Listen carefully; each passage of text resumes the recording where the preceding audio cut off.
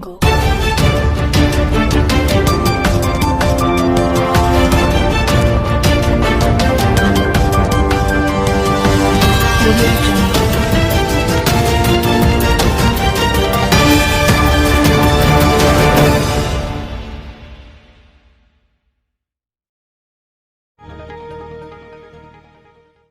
Oil India's crude and gas production takes a hit after Bagjan fire. Oil India Limited said that Tuesday that the cumulative loss of crude oil and natural gas has been 25,624 MT and 61.62 million standard cubic meters (MMCM), respectively, at the Bagjan gas well in Assam's Tinsukia district, well mainly due to protest. As a result of protests, blockades, bandits since 27th May 2020 due to the blowout, oil's cumulative loss of crude oil and natural gas has been raised up to 65.62 MMCM respectively, oil said in a statement. Oil and gas production still continues to be affected due to the forceful closure of few oil and gas wells connected to Bagjan EPS. Drilling and workover operation also continue to be affected at a few of the locations due to forceful closure of operation. 4G ban to be lifted from two Jammu and Kashmir districts on trial basis after August 15, Centre tell SC. The Centre on Tuesday informed it will lift restriction on high-speed 4G mobile internet services in one district each of Jammu and Kashmir divisions after August 15 on a trial basis.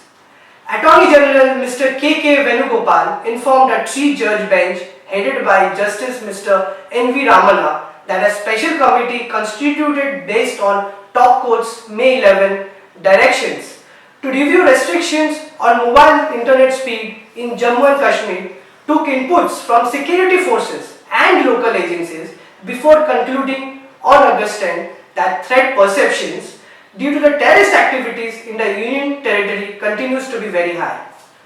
Overall situation is still not conducive to lift the restriction in Jammu and Kashmir, Mr. Venugopal stated. Mr. Venugopal also said the restriction will be lifted for 2 months in two districts which have low intensity of terrorist activities, but on an experimental basis the step will be reviewed periodically every week, Venugopal added.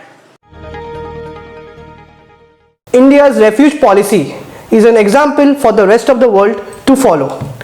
Then United Nations High Commissioner for Refugees Antonio Guterres made the above remark of praise about the India's flexible refugee policy when have visited India in 2013.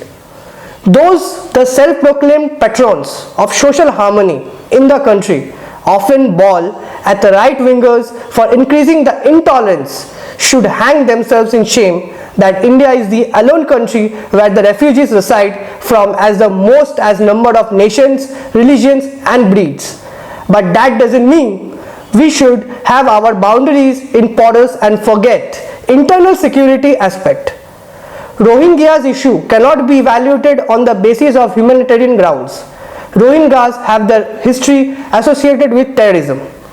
According to the UNHCR latest report of 2014, India accommodates 2,03,383 population of concerned refugees, including 4,718 pending cases of asylum seekers. Besides, there is a vast number of people, those have been already settled and provide accommodation in India due to various conflicts in neighboring countries. This variety of migrants spread across as many as 40 odd regions, which indeed is an example of India's tradition to welcome all in her heart and allow them to live happily. So friends, that is all for today's evening. We'll be back again tomorrow with some other refreshing news. Until then, stay safe, be safe. Please wear a mask while you go outside.